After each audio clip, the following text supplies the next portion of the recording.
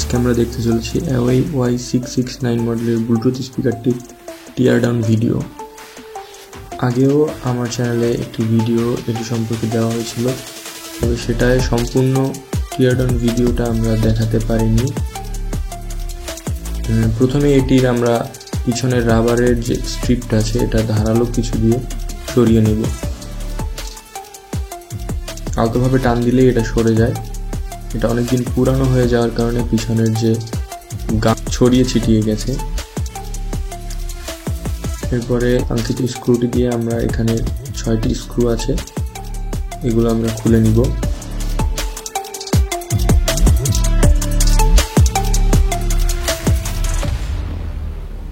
সকল স্ক্রুগুলো নির্দিষ্ট স্থানে রাখার পরে আমরা একটা তীক্ষ্ণ কিছুর সাহায্যে এটিকে আমরা আস্তে আস্তে উপরের যে প্লাস্টিকের কভারটা আছে কভারটা সরিয়ে নিব।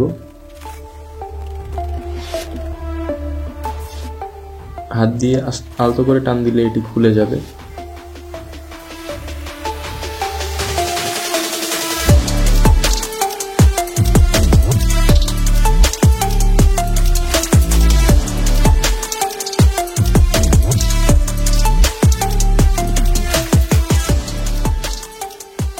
এটার উপরে যথেষ্ট পরিমাণে ধুলাবালি জমেছিল, এই জন্য আমি একটা ব্রাশ দিয়ে ধুলাবালিগুলো পরিষ্কার করে নিব।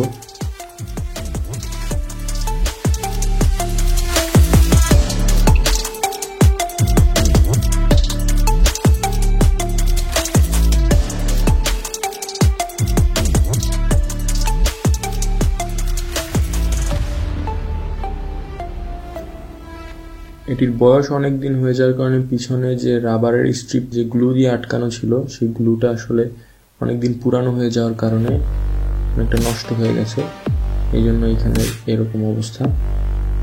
তো এবার দুই পাশের যে স্ক্রুগুলো সেগুলো আমরা খুলে নিব। দুই পাশে বেজ রেডিয়েটরের যে কাভারটা আছে এই কাভারের স্ক্রুগুলো আমরা খুলে নিব।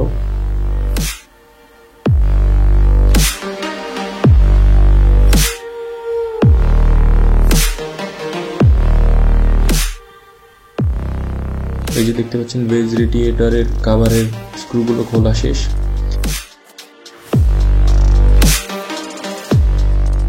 এবার আমরা আসল স্ক্রুগুলো খোলার আগে উপরের যে কন্ট্রোল প্যানেল আছে কন্ট্রোল প্যানেলের চারপাশের যে স্ক্রুগুলো এগুলো খোলার চেষ্টা করি, তারপরে আমরা এর ভিতরে যে বড় স্ক্রুগুলো আছে সেগুলো খুলব।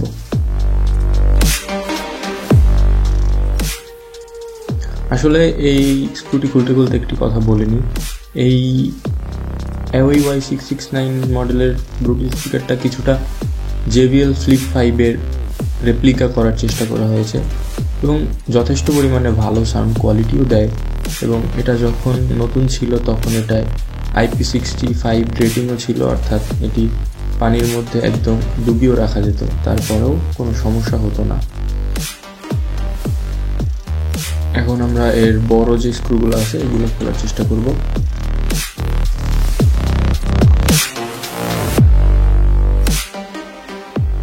এবং এটার বিল্ড কোয়ালিটিও অনেক ভালো, হাত থেকে সচরাচর পড়ে গেলে কিছুই হয় না। এবং সবথেকে যে বিষয়টা না বললেই নয় সেটি হচ্ছে এর ব্যাটারি ব্যাকআপ। ব্যাটারি ব্যাকআপটা অসাধারণ, সত্যি অসাধারণ। স্ক্রু 4টা খোলা শেষ। এবার এর বেজ রেডিয়েটরটা খুলতে হবে। এর আগের বার যখন আমি এটা খোলার চেষ্টা করেছিলাম, অনেক ট্রাই করেছিলাম কোনোভাবে গরম করে খোলার জন্য, কিন্তু পারিনি। এই জন্য এটার পাশ থেকে ধারালো কোনো ব্লেড অথবা স্কেল দিয়ে খোলার চেষ্টা করলে খুবই সুবিধাজনক হয়। আমি যদিও এটা আগের বার খোলার কারণে সুপার গ্লু দিয়ে লাগানো ছিল, এই জন্য সহজেই খুলে গেছে। তবে প্রথমবার এটা খুলতে যথেষ্ট পরিমাণে আমাকে সময় দিতে হয়েছিল, কারণ খোলার সময় খুবই সাবধানতা অবলম্বন করতে হবে। কারণ বেজ রেডিয়েটরে কোনোভাবে যদি কোনো ছিদ্র বা লিকেজ তৈরি হয় তাহলে সাউন্ডে অনেকটা ডিস্টরশন আসবে এবং সাউন্ড কোয়ালিটিতে আগের মতো থাকবে না। এই জন্য খোলার সময় অবশ্যই খুবই সাবধানতা অবলম্বন করে খুলতে হবে। দেখুন আমি একটা ধারালো ব্লেড দিয়ে এটাকে সার্জিক্যাল নাইফ বলা হয়, এইটা দিয়ে আমি খোলার চেষ্টা করছি, খুব সহজেই খুলতে পারছি এবার। তবে প্রথমবার খোলার সময় আমাকে অনেক কাল ঘাম পোহাতে হয়েছিল। এই আঠাটায় অনেক সমস্যা করতেছিল, এই জন্য আমি আঠাটা পুরোপুরি সরিয়ে ফেললাম। এবার কিছু একটা ধারালো কিছু দিয়ে এখানের সার্কিটের স্ক্রুটা আমি খুলতে ভুলে গেছি, এই জন্য আসলে আবার নতুন করে খোলা লাগবে। এই যে সার্কিটের স্ক্রুগুলো আমার খুলতে মনে ছিল না, আসলে অনেক সুন্দর এটার বিল্ড কোয়ালিটি। এরপর আমি সার্কিটের স্ক্রুগুলো খুলে দেন আমি পুরা 2 পার্টে আলাদা করে ফেলবো।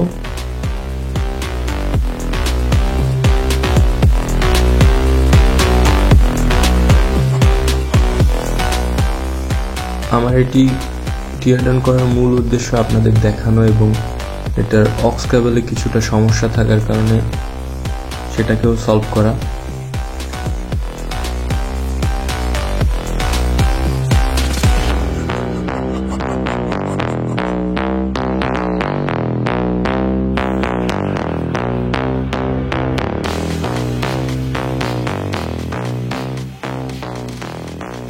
আমি প্রথমে এটার কানেকশনগুলো দেখে নেওয়ার চেষ্টা করছি, তারপরে এটা আমি প্রথমে সাবউফারের কানেকশনটা খুলবো।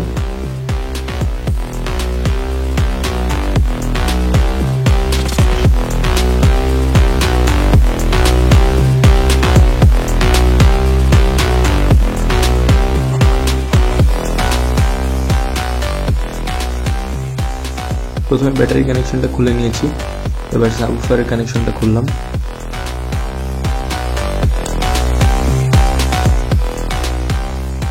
আর এখানে দেখতে পাচ্ছেন যে চার্জিং পোর্ট এবং অক্স কেবলের যে পোর্ট, সেটা বাইরে থেকে তো এটার একটা কাভার থাকেই ওয়াটারপ্রুফ রাখার জন্য, এবং ভিতর থেকেও একটা কাভার দিয়ে দেওয়া হয় যাতে এটার মধ্যে দিয়ে কোনোভাবেই পানি বা কোনো ধুল ভিতরে ঢুকতে না পারে, যার ফলে সাউন্ড কোয়ালিটিটাও অনেক সুন্দর হয়ে যায়।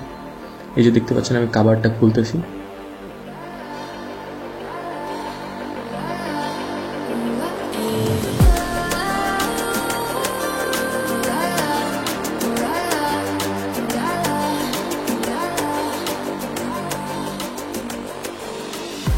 এই যে দেখতে পাচ্ছেন এই কাভারের পাশেও ফোম দেওয়া থাকে, যার ফলে পানি ঢোকার সম্ভাবনা একদমই নাই।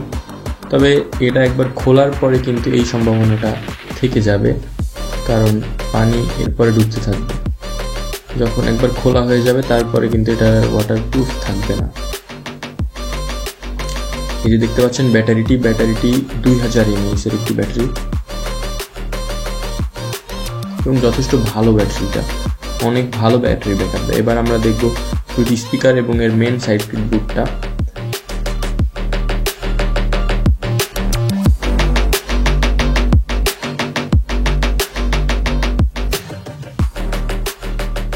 এখানে দেখতে পাচ্ছেন অনেকগুলো ক্যাপাসিটর লাগানো আছে। আমি প্রথমে 2টা সাইড স্পিকারের কানেকশন খুলে নিব, তারপরে সার্কিটটাকে এখান থেকে সরাবো, তা না হলে এটা সরানো যাচ্ছে না। এটা খোলা শেষ এবং আর একটি খুলবো। এখানে আমি খুলতে গিয়ে একটা ভুল করেছিলাম। আমি খুলতে গিয়ে এটার মেইন যে সার্কিট কন্ট্রোল বোর্ডের যে কানেকশন ওয়্যার, এখান থেকে একটা তার ছিঁড়ে ফেলছিলাম খোলার সময়। ওটাও আমি জোড়া লাগিয়েছি, জোড়া লাগিয়ে আবার সুন্দর করে লাগানোর পরে ঠিকভাবে কাজ করছিল।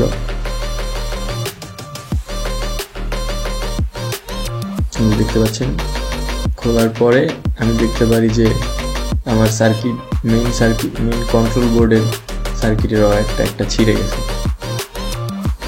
আসলে ক্যামেরা অ্যাঙ্গেলটা আমি ঠিকভাবে বুঝতে না পারার কারণে সুন্দরভাবে ক্যামেরাটার ভিডিও করতে পারিনি।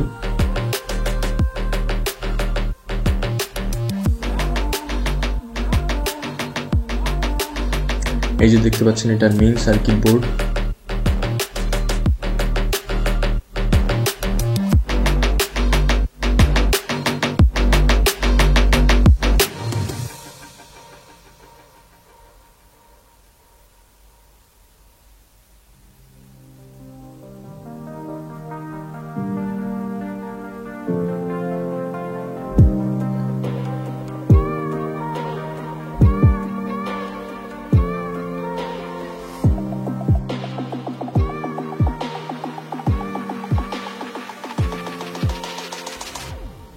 এই যে আমি ভুল করে যে তারটি ছিঁড়ে ফেলেছিলাম কন্ট্রোল প্যানেলের সাথে, যে সার্কিট বোর্ডের কানেকশনের তারটি, এখন সেটিকেই জোড়া লাগিয়ে তারপরে আমি আবার এটাকে প্রথম থেকে লাগিয়ে দেখাবো।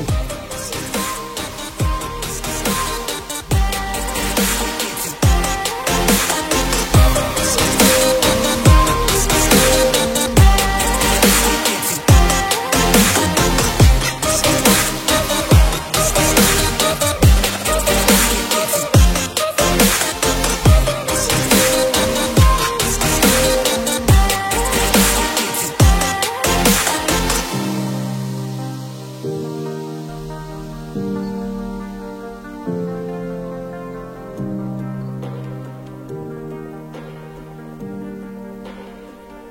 পাচ্ছেন আমার তারটা ঠিক করতেছি। আসলে ঠিক করার ভিডিওটা সেভাবে দেওয়া হয়নি, বা সেভাবে আপনারা দেখলে অনেক লং হয়ে যাবে ভিডিওটা, সেই জন্য সেটা ফাস্ট ফরওয়ার্ড করে দিয়েছি।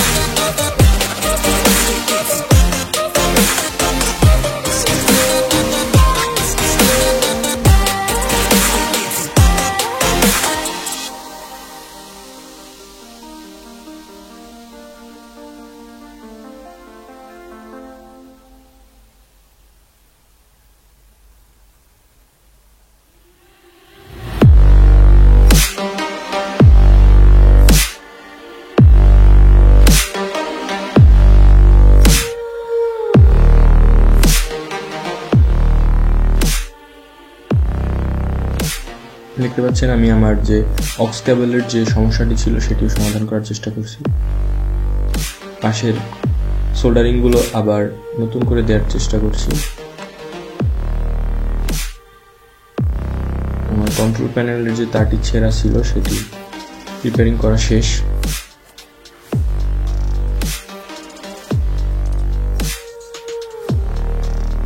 এবার আমি আবার প্রথম থেকে সবগুলো জোড়া লাগানোর চেষ্টা করছি। প্রথমে আমি সার্কিটের চার্জিং এবং অক্স কেবলের যে পোর্টটি ছিল সেটি লাগিয়ে নিয়েছি, দেন সাবউফারটা লাগিয়ে নিয়েছি। এবার স্ক্রুগুলো একটি একটি করে লাগিয়ে নিব।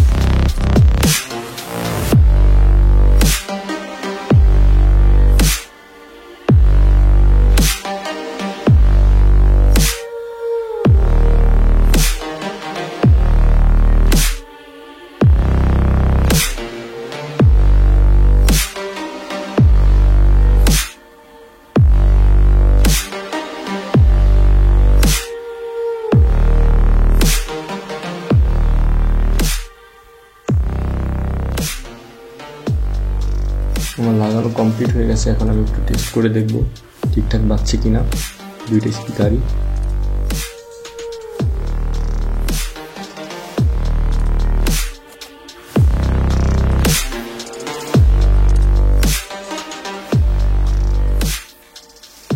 এবার আমি আবার বেজ রেডিয়েটরগুলো আবার সুপার গ্লু দিয়ে আটকানোর চেষ্টা করছি।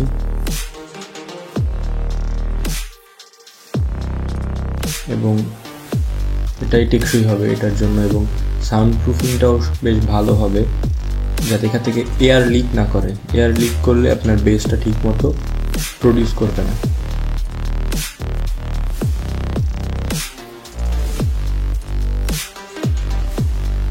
আমি আবারও বলছি, বেজ রেডিয়েটরগুলো খোলার সময় খুবই সাবধানতা অবলম্বন করতে হবে। এভাবে আমি কিছুক্ষণ রেখে দিব যাতে এটা সুন্দরভাবে শুকিয়ে যায়। তারপর আমি বেজ রেডিয়েটরগুলোর কভারগুলো লাগিয়ে নিব। আসলে এই সাইডের কভারগুলোর জন্যই বক্সটি হাত থেকে পড়ে গেলেও যথেষ্ট পরিমাণে সিকিউরিটি থাকে।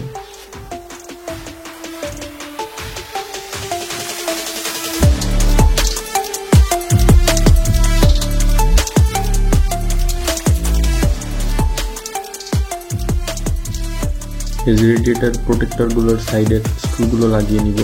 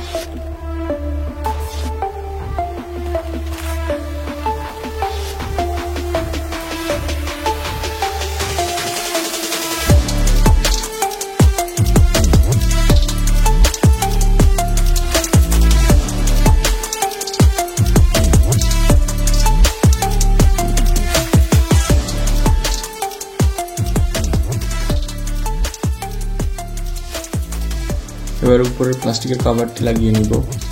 এটি লাগানোর সময় সাবধানতা অবলম্বন করতে হবে, এটি যেন বেশি ফাঁকা না করা হয়, বেশি ফাঁকা করলে এটি ফেটে যেতে পারে। আর এই সকল স্পিকারগুলোর জন্য এরকম ক্র্যাক বা ফাটা খুবই বিপজ্জনক হতে পারে, কারণ একটু ফাটলেই সেখান থেকে সাউন্ড ক্র্যাক করবে। এখন আমি পাশের যে বাইরের কভারটা ছিল, কভারের স্ক্রুগুলো লাগিয়ে নিব, তারপরে উপরে রাবারের স্ট্রিপটা দিয়া এই বটম সাইডটা ঢেকে দিব। ব্যাস, এই ছিল আজকের টিয়ার ডাউন। ধন্যবাদ সকলকে ভিডিওটি সম্পূর্ণ দেখার জন্য।